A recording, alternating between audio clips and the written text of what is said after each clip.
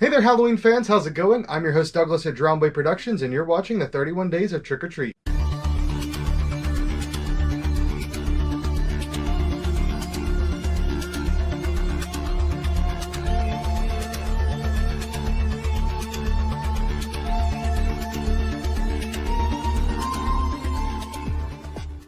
On the first day, we took a look at the Halloween Ends mask. On the second day, the young Michael Myers mask. On the third day, the Michael Myers Deadeye appliance. Then on the fourth day, we took a bit of a departure and took a look at the good guy Chucky skull. On the fifth day, we took a look at the awesome 1/6 scale Michael Myers action figure. And today we'll be taking a look at the Halloween 4 Michael Myers knife. For several years now, Trick or Treat Studios has offered affordable prop weapons to the community, but most of those prop weapons were foam. However, in the past few years, I think right around the time of the Halloween 2018 prop and mask release, they started doing injection molded weapons. And with that has come a full line of weapons. They have the 2018 knife, I think the Kills knife, the Ends knife of course is new, the Halloween 4 version. There's several different versions of the knife at this point. This is my first time picking up one of these chromed out weapons. I've seen them in the past at Spirit and at Ultimate Party, but I have yet to grab any. And after seeing one of the Halloween 4 ones recently, I knew I needed to pick up at least this version. As for the packaging, the top of course has the Halloween 4 cover artwork and the branding. The back has the same thing. All the sides pretty much have the same exact thing. Well, the bottom's completely blank. Then we take a look at the back. It does say 10 years ago he changed the face of Halloween. Tonight he's back. And there's a very faint silhouette of Michael. It does say this item is not a toy for decorative use only, because this is still a semi-solid plastic weapon, so you don't really want to be actively stabbing anyone with this. And at the bottom it says it was developed by Tim Miller. I do believe that's Dirtnap FX, and he has provided quite a few awesome prop weapons to the community throughout the years as a private artist. And now to see those brought into a commercial sense through Trick or Treat Studios is really awesome. You can easily open up the top and slide this out. Perhaps it actually can be opened a little bit too easily, because whenever I saw some of these in stores, the bottom of the packages were just like falling out and many of the knives were kind of coming out. So that's a possible issue for retailers, but as a consumer, you're not that worried about that. Here is the knife itself. It has a piece of plastic that it is kind of snapped into. If you remove the backer, you can see another image of the H4 Michael, which is pretty cool. And it's probably best to remove it just to make the knife a little bit easier to retrieve. Wow, that thing is chrome. When we talk about a mirror finish, guys, I mean, that is a mirror finish.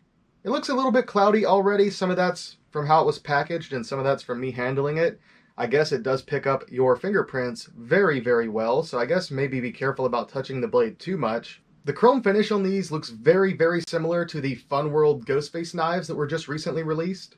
And I do believe it's probably the same chrome process. And due to that, there's a very simple way to knock that shine down. You can just take some steel wool to it and very gently scrape over the surface, and it will kind of remove a lot of that super chrome, but will still leave it with that very shiny metallic look. And it looks actually very close to a real knife once you've knocked it down. Personally though, I kind of like the chrome. I think it looks really cool. And also, I can say this for sure, if you're in a haunt setting, there's a very good chance that nobody's realistically going to notice it's not a real knife. Especially if it's in low lighting or there's fog or something like that, people are going to think it's real. And maybe even to some degree, having that shiny knife is going to be a little bit better, because in those low lighting situations, it's going to pick up that light more and make your knife look a little bit more dangerous or draw more attention to it. But for you cosplayers out there who value the accuracy and want it to look like a real knife without actually carrying around the real deal, it might be worthwhile to just very carefully take some steel wool to the surface of it. And this knife is fully plastic, so super lightweight, but it is a nice sturdy plastic, so it's not like super wobbly like the Ghostface Fun World knife. When you shake that blade around, it is noticeably plastic. This one, not so much. The handle's pretty much straight brown with just a little bit of black dry brushed on there to give it that aged wood effect. And then there's also the brass that's painted on to look like the rivets. And this spade here, on this side of the handle, is one of the key identifying factors to the Halloween 4 knife. Most of you watching would go, really? Are we really looking at the differences between the knives? And to most people, a kitchen knife is a kitchen knife, whether it's Halloween 1, Halloween 2, Halloween 4. But there are differences between the Halloween 1 knife, the L-Rod knife, and the Halloween 4 knife. This one in particular, I believe, is a German knife though I don't recall the brand that produced it. It's just a German chef's knife.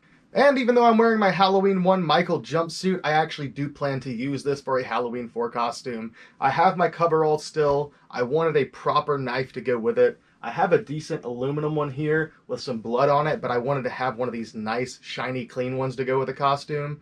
And of course, there are some places, some conventions, that even if you have a never sharpened, completely flat aluminum knife, they're not going to let you bring it in because it's a metal weapon. So it's great to be able to pick one of these up for super cheap that will look the part and is completely safe wherever you take it. Unless, you know, the police see you with it and they think it's a real knife somehow, then I guess you're in danger. And now we've reached the part of the video where I read the excerpt from the Trick or Treat Studios website.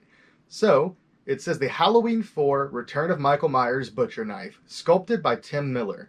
So I guess this was a completely ground up sculpt, not just a recast of one of the originals or a scan and like thickened version of it to make it, you know, a little bit sturdier plastic-wise. Trick or Treat Studios and Trancas International Pictures are proud to present the official Halloween 4 The Return of Michael Myers Butcher Knife. This amazing butcher knife is a replica of the knife used by one of the most famous movie serial killers of all time, and is returned to form in Halloween 4 The Return of Michael Myers. The official Halloween 4 Return of Michael Myers Butcher Knife is 18¼ inches long from hilt to point. This incredible knife is injection molded with an electroplated blade, making it look completely realistic. And to add to the awesomeness of this knife, the Halloween 4 Return of Michael Myers Butcher Knife comes in a beautiful collector's box so you can display it when not in use. And as for the price of these, they are only $20, which even for a flat gray plastic butcher knife in this quality, that's pretty awesome. Previously, the closest thing we had to a decent retail butcher knife was the Fun World Thin 2007 Michael Myers Butcher Knife, which I believe they're still using that mold for various things like the painted Ghostface knife. But yeah, those are a thinner plastic. That's definitely something I guess kids could play with. This is definitely marketed more towards collectors, cosplayers, or just costumers in general. It does have a decently sharp point, so I guess if you tried to stab somebody with it, it would probably hurt, but it would probably also break at the same time. So yeah, in my opinion, for 20 bucks, you really can't beat it, whether it's straight out of the box, super shiny, super chrome knife, or whether you take the time to take a little bit of steel wool to it and make it look more realistic. And if you want to take it to the next step, you can add some blood effects to it. And with that being said, I guess there's nothing left to do but give you guys some nice close-ups of the knife and maybe some more shots. I love you all. Thank you for watching. I hope you've enjoyed the 31 days of Trick or Treat so far. A huge, huge shout out to Justin Mabry and Brawlin' Bo Cooper for helping me out with everything I need for this event. The best is yet to come. I love you all. Thank you for watching and see you next time.